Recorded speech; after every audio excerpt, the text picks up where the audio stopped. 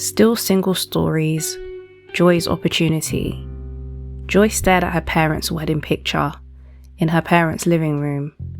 The picture had been in that glass cabinet, the signature cabinet, in most African and Caribbean households, featuring a collection of baby pictures, school pictures, graduation pictures, certificates and the like, which would often change depending on the latest celebration.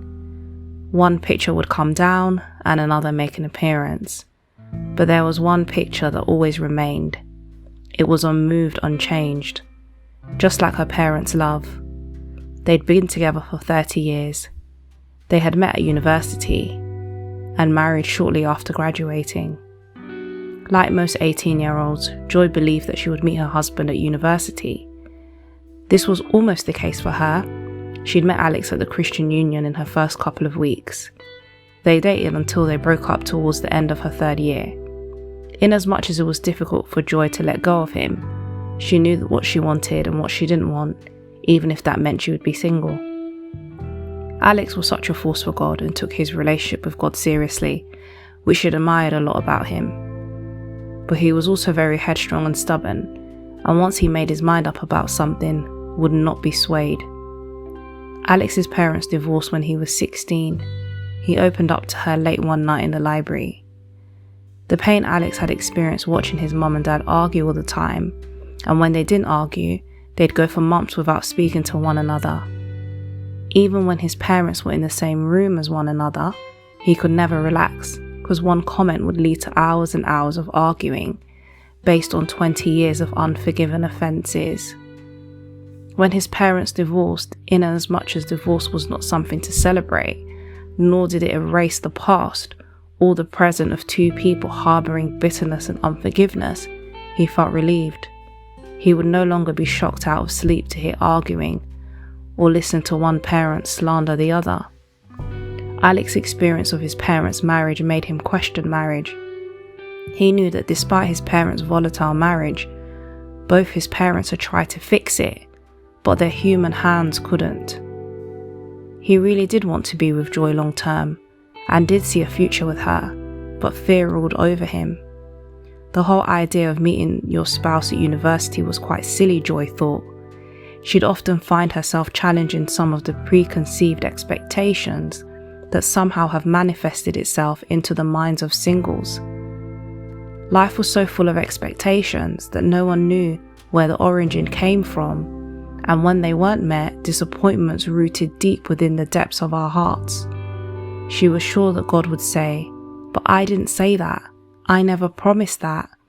And to be perfectly honest, if God didn't say it or create these expectations, then it can only be coming from the father of lies. Like most girls, she dreamed she would be married. She dreamed of her wedding day, a day where she'd be wearing a huge ballroom dress with a handsome groom standing by her side.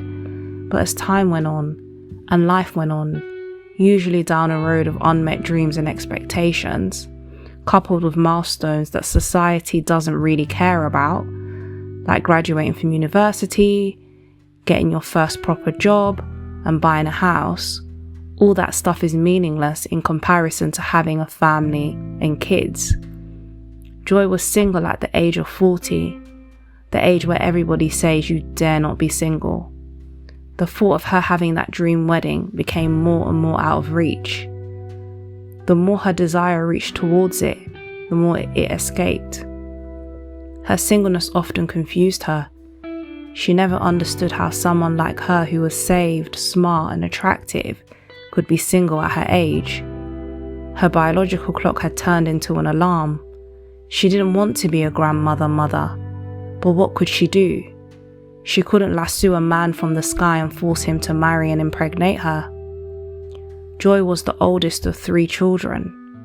Both her sisters were unhappily married, but irrespective of what her sisters' marriages were like, she was the one who received the looks of pity from friends and family. They were never shy about asking questions. "Joy, when will you marry? Joy, you're not getting any younger." And her favourite, "Joy, you need to stop being fussy." As if having godly standards was being fussy. The Bible says, "Guard your heart with all diligence, for out of it is the wellspring of life." She knew the importance of not allowing the weeds of negative voices choke the fruit in her life. Quite often she found herself at the feet of God, telling God everything. And in these raw moments, God would give her the sustenance to face another day of singleness, another week, another month. It wasn't helpful for her to think about how she would survive another 10 years or more of singleness. Jesus said that tomorrow had enough worries of its own. She would visit her parents almost every Sunday. She loved their company. They were such good parents, always offering great wisdom and advice. However, they often had a tendency to meddle in her love life. So when her dad said he had promised a new guy on church staff from Brazil that she would help him with his English, she was annoyed. Not only had it been years since she spoke Portuguese, she hated when her parents did things like that. She didn't need help finding someone. Wasn't her life full of these types of encounters that in the end led to nothing but a bare ring finger?